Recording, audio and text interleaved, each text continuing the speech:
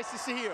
Looking sharp. How are you, sir? Good. You know, these movie premieres seem to be getting bigger and bigger and bigger. Talk to me about how it feels to come here tonight and celebrate this film with all these fans.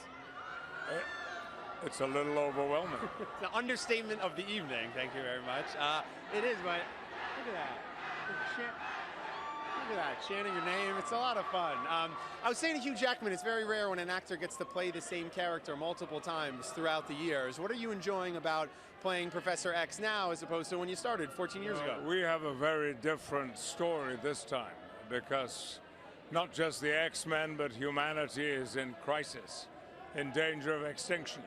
And so from having been a pacifist, Charles Xavier is now becoming a man of combat. And it's fun to see him get involved and sort of roll his sleeves up and get involved with some of the action in this latest Yes, installment. that may be, but the important thing is for the first time I have a superhero uniform to wear. I know, you're very proud of that. I've heard you talking about it. Where is the uniform now? Did it somehow magically disappear from set? Or?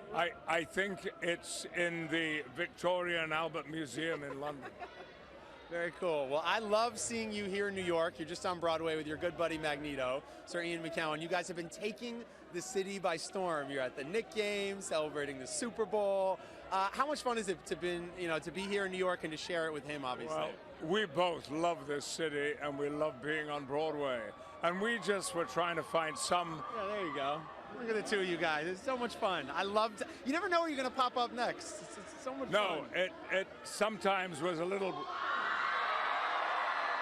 challenging, to be incognito. Yeah, for sure. Well, this latest installment unites both casts, obviously, and that's something that's really special about it. Talk to me about that experience at Comic-Con of coming together sort of for the first time. Well, actually... What? See? Right on cue, McAvoy. Nice to see you. How are you, James? Good, thank you. Oh, hello. Yeah, look at that little double take. Oh, hello. Thank you very much. I thought I'd go with the old Magneto colour here tonight.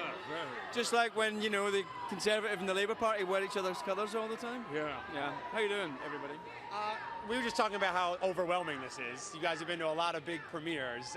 What's it like to come and share this with the whole cast? No, it's massive. It is huge, isn't it? Yeah, unfortunately, we rarely get to be together. That moment at Comic-Con, I think, is the only time the cast were assembled for one photograph. Well, we have some questions, I think, from the fans for you guys, because that's what this is all about, obviously. These fans, some of them have been camping out overnight in the rain and the whole thing. So, Charles Xavier and Magneto are the best and worst of friends. How was it for you filming with your new buddy Michael Fassbender? You guys kind of have a relationship off screen like Sir Ian and Sir Patrick a little bit. We do have a really, I don't know the nature of your relationship, but I know we've got a really strong one and we get on really well, and it's just a pleasure going to work with that guy every day, and I know you guys got on like a house of fire as well, don't you? I tell you, it must have been like being in the school playground when these guys were around. Hey, have you ever, in all of your come on. No, I know. BB guns. We are pretty badly behaved, yeah. Sir Patrick, in all your acting over the years on stage and on screen, have you ever done a scene where you're playing opposite another actor and you're playing the same character? Have you ever done anything like that? Never. What was that day like on set with the two of you? It was terrific. We didn't rehearse it. We simply shot it. And, and it was my last day on the movie and James's first day. So there was a special tension about that, too. Very cool. Well, we're going to let you go. You're a busy man. I'm going to keep young Charles Xavier here for a moment, if you don't mind. It's nice to see you. And keep up the work on Instagram with Sir Patrick. It's a lot of fun, man. Nice to see you. James McAvoy is here, hanging out with us. These things are intense, huh? They're a lot of fun. It's crazy. I don't think I've been to one as big as this in my cream puff, really. It's amazing to see this. And the thing that I've learned between this movie and the last X-Men movie that I did is just how important it is to the people that care about X-Men. And I feel really privileged and proud to be taking a character that they know and love and changing him radically. Well, I love where we are introduced to your character in this latest installment. He's kind of hit rock bottom. He's on a little bit of a bender. He's got the 70s look going strong. He is a mess, really.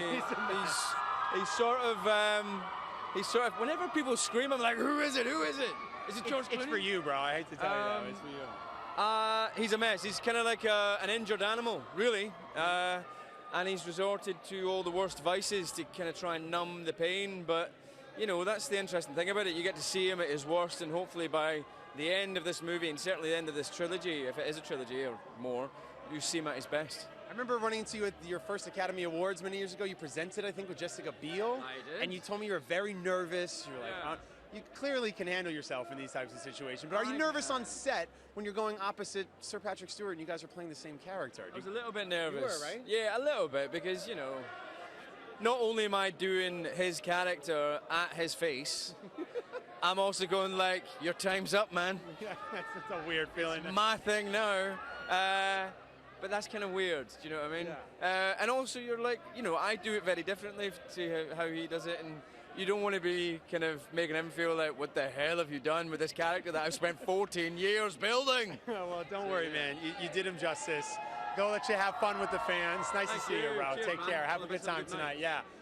All right, Louise Rose hanging out at the end of the carpet. Well, what's going on down there with all the holograms, Louise? Oh, the holograms are insane. They are 20 feet high. More of that in a second. But I'm joined now by X-Men producer Lauren Schuller-Donner. Lauren, 14 years. That's an insane amount of time. To put it into context, Nicholas Hoult was only 8 when the first movie came out. Did you